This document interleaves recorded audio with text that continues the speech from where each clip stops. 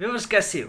आज आपको एक राज की बात और एक पॉइंट की बात बताना चाहता हूँ कि अगर देखो आपके पास एक नकरा है, चांदी है, या आपके पास तांबा है और वो साफ भी नहीं है, आप उसके ऊपर एक दुआ तरह करते हो, वो जल्दी रंग नहीं पकड़ता और वो ज़र में तब्दील या जो नकरा में तब्दील नहीं होता। तांबा अगर नकरा है तो वो ज़र में तब्दील नहीं होती। तो हमारे बुज़ुर्ग क्या करते थे, मैं अपना एक्सपीरियंस शेयर कर रहा हूँ। वो सबसे पहले जो तांबा होता था, इसके ऊपर दुआ तरह करते, तो इसको वो सफ़ेद कर लेते। अच्छा, जब ये तांबा सफ़ेद हो जाता है तो इसके ऊपर जब वो हल्की सी भी दुआ कोई तरह करते, यानी अभी दुआ मुकम्मल तौर पर तैयार भी ना हुई होती, तो वो भी रंग पकड़ लेती और अक्सर बन जाती थी।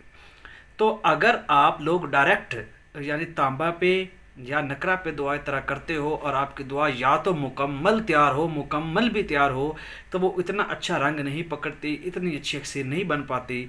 लेकिन अगर उससे पहले आप एक ऐसी दुआ तैयार करें, आर्सेनिक से कर लें, जो तांबे को सफ़ेद कर दे, चांदी नहीं तांबे को सफ़ेद कर दे, फिर उसके ऊपर आप अगर हल्की सी भी दुआ इस्तेमाल करें जो अच्छी कैमोनार हो और मुकम्मल तौर पर मोमिया ना भी हो, तो वो उसको भी रंग कर देती है। तो अगली वीडियो में मैंने आप लोगों के साथ ये शेयर करना है कि तांबे को किस तरीके से सफ़ेद किया जाता है, कौन सी दुआ से किया जाता है। जब तांबा सफ़ेद हो जाता है तो इसके ऊपर कौन सी दुआ तरह करे जो फौरी रंग पकड़ लेगी और उसको पुख्ता कर देगी। कहने का मतलब ये है कि डायरेक्ट तांबा पे करोगे तो वह मुश्किल होता है, अगर तांबे को सफ़ेद करके उसके ऊपर दुआ तरह करोगे तो जल्दी काम हो जाता है।